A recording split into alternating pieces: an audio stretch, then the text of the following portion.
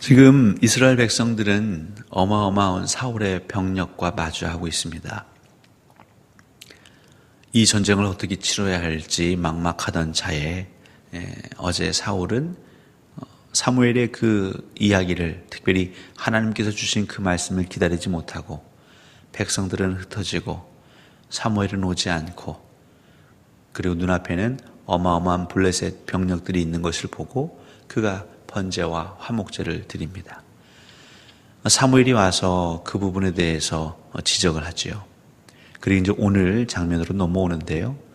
요나단 안에 하나님께서 주셨는지 그 마음에 감동이 있습니다. 그리고 그의 무기를 든 소년에게 말하기를 우리가 블레셋 진영으로 올라가자. 근데 그때에 하나님이 주셨던 요나단에게 그 하셨던 말씀은 무엇입니까? 오늘 6절이지만 여호와의 구원은 사람이 많고 적음에 달리지 아니하였느니라. 이 다윗과 절친이었던 요나단, 누구의 믿음이 더 큰지 겨룰 수 없을 정도로 요나단도 다윗도 그 여호와 하나님에 대한 믿음은 참으로 대단했습니다. 많은 사람들은 하나님을 믿는다고, 여호와를 믿는다고, 또 제사하고 예배한다고 하였지만 그들은 그 제사의 현장에서, 예배의 현장에서는 하나님을 기억했을지 모르겠지만 그들의 일상에서는 하나님을 보지 못했습니다. 그들 눈앞에 펼쳐져 있는 상황, 그 환경, 그들을 둘러싸고 있는 모래알보다 더 많은 블레셋 병사들을 보고 근심하고 주저할 때에 하나님의 영은 요나단에게 일하시어서, 깨닫게 하시어서 그의 입술을 통해 고백해 하십니다. 여호와의 구원은 사람의 수가 많고 적음에 달려있지 않습니다. 그러면 이 말씀은 이 블레셋과의 전투를 앞두고 있는 이스라엘 백성들, 또 이 요나단에게만 적용되는 말씀입니까? 아마 그렇다면 하나님께서는 굳이 이 사무엘상 14장 6절 말씀을 오늘날까지 기록하여 우리에게 전해주시지 않으셨을 것입니다. 특별히 현대를 살아가는 사람들, 이 현대는 계량화된 사회이지요. 모든 것이 숫자로 표기가 됩니다. 그래서 재산이 많고 적음에서부터 시작하여서 키가 크고 작고 몸이 뚱뚱하고 날씬하고 더 나아가서 머리가 좋고 나쁨까지 모든 것이 숫자로 표기됩니다. 그러다 보니까 사람들은 어디에 힘이 있다 생각합니까? 숫자가 많은 것에 힘이 있다 생각하지요.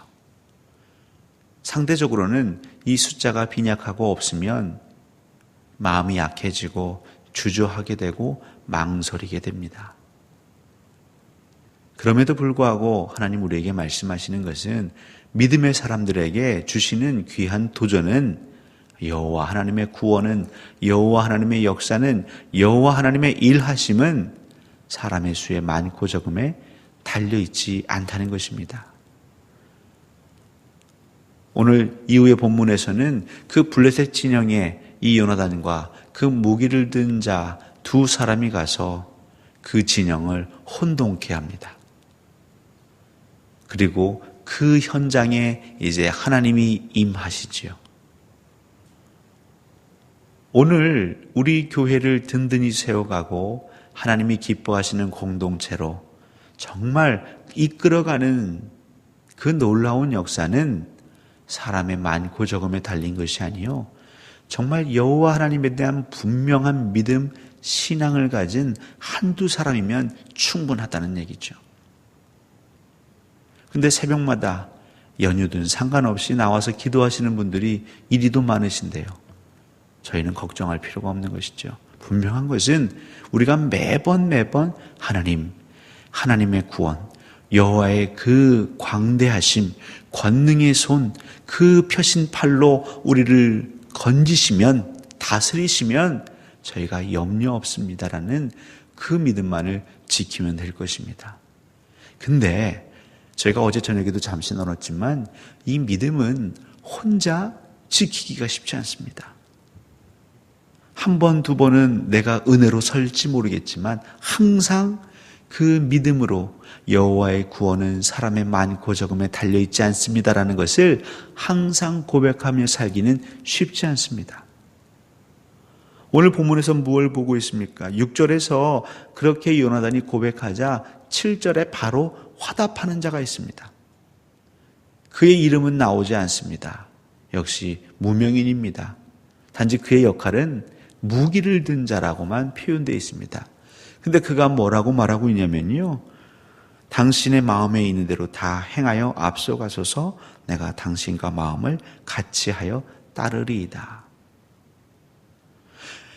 그 믿음의 마음, 그 믿음의 고백, 그 고백을 함께 나누고 그 믿음을 따르고, 단순히 요나단이 앞서가면 이 사람은 따라가는 자가 아니라 그 믿음을 서로 주거니 받거니, 하나님을 고백하는 그 고백을 주거니 받거니 하는 바로 신앙의 공동체, 성도의 교제의 모습을 보여주고 있는 것입니다. 사울이 처음에 사무엘을 만나기 전 그 장면을 기억하시죠? 아마 사울 혼자 그 나귀를 찾으러 갔고 또 찾지 못해서 그의 합리적인 판단으로 그냥 아버지 집에 돌아갔다면 아마 사무엘상은 싱겁게 전개됐을지 모르겠습니다. 근데 그때 또 누가 등장합니까? 함께 데리고 갔던 사환이 고백하지요. 이 성읍에 하나님의 사람이 있습니다. 신앙의 역사를 보시면, 그 믿음의 사람들의 그 삶을 보시면 꼭 그 곁에는 함께 믿음을, 하나님을, 예수 그리스도를 노래하고 찬양하고 기억했던 동역자가 있습니다. 그가 때로는 친구이기도 하고 부모이기도 하고 어떨 때는 하인이기도 합니다. 그 신분 여하를 막론하고 성령 하나님께서 그 마음에 감동 주셔서 한 마음을 품게 하시는, 서로가 서로의 마음을 알아주고 또 인정해주고 그 마음이 변치 않도록 그 곁에서 지켜주고 끌어주고 밀어주는 그 성도의 교제, 바로 이 두 사람의 그 아름다운 성도의 교제는 그 둘만의 믿음을 지키는 것으로 끝나지 아니하고 바로 하나님의 권능의 통로가 되는 것이죠. 그들이 블레셋 사람들에게 올라가는 그 길은 아주 험한 길이라고 말하고 있습니다. 굉장히 높은 그 산을 힘겹게 올라갑니다. 그들은 올라가면서 무슨 생각을 했을까요? 분명한 여호와 하나님의 표징, 너희들이 올라오라 하면 이것은 하나님께서 그들을 우리에게 붙인 징표라 하여서 그 올라가면서 둘은 하나님께서 우리를 이기게 하실 것이다. 아마 그런 믿음의 고백들을 하면서 서로 힘내라고 격려했을 것입니다. 그리고 올라가서는 정말 그 길지 않은 시간 동안 20명 넘도록 사륙을 하였죠. 하나님께서는 그들의 믿음의 순종을 보시고 그들이 희생하면서까지 그 이스라엘 백성들 그 공동체를 위하는 그 모습, 이스라엘을 위한다는 것은 하나님의 나라를 위한다는 것입니다. 하나님의 나라를 위하여서 이 두 사람의 헌신과 그 믿음의 순종을 보시고 하나님이 그곳에 임하십니다. 여기서 크게 진동한지라, 물론 블레셋 진영 사람들의 마음의 진동도 있겠지만 이것은 하나님께서 개입하시는 진동으로 아마 땅에 지진이 일어났을지도 모르겠습니다. 그 여리고성이 무너졌을 때와 같이 하나님께서 초자연적으로 개입하시는 것이죠. 그리고 그때부터는 요나단과 그 무기를 든 소년의 힘이 아니라 여호와 하나님의 손으로, 그 능력으로, 그 광대하심으로 블레셋 사람들이 두려워하고 심히 떨며 각기 그 칼로 자기 병사들을 치고, 또 한때 그 마음에 어떤 생각이었는지 이스라엘 동족을 버리고 블레셋 사람들에게 가 있던 이들은 다시 이스라엘 백성 진영으로 돌아오는 그런 승리를 맛보게 되는 것이지요. 결국 승리는 어디에서 시작할까요? 하나님이 함께 해주시고 하나님이 일하셔야지만 그 승리를 이끌 수 있는 그 시작은 믿음의 사람의 순종이요 고백인 것입니다. 많은 사람이 필요한 게 아닙니다. 한 사람, 그리고 그 곁에서 함께 그 믿음을, 그 신앙을 나눌 수 있는 동역자. 그 진실된 성도의 교제가 시작될 때에 하나님은 기뻐하십니다. 우리 하나님은 만약에 수백 명의 사람이 있을 때에 한두 사람이 믿음으로 고백하는 그 모습을 보시고도 기뻐하십니다. 나머지 수많은 사람들이 죄 가운데 혹은 의심 가운데 염려 가운데 두려움 가운데 있다 할지라도 하나님을 기쁘시게 하는 한두 사람의 믿음의 고백이 있을 때에 하나님은 기뻐하십니다. 그것이 소돔과 고모라를 위한 기도에서도 아주 역력하게 드러나는 것 아니겠습니까? 그 수많은 사람들, 그 도성 안에 거하는 수많은 사람들, 그 성읍이 타락했다라는 것은요, 그만큼 사람들이 많고 다양한 사람들이 있고 물질이 풍부하다는 얘기입니다. 신약 성경에 와서도요, 고린도, 또 에베소, 상업이 발달되어 있고 다양한 사람들의 왕래가 있는 곳은요, 반드시 윤리적으로 도덕적으로 타락하는 그런 결과들을 보이지요. 그러니까 소돔과 고모라도 그렇게 사람 살기엔 좋은 성읍이었을 것입니다. 많은 이들이 모여 사는 성읍이었을 것입니다. 근데 그 가운데에 의인 10명만 있어도 하나님은 그 성읍을 멸하지 않으시겠다.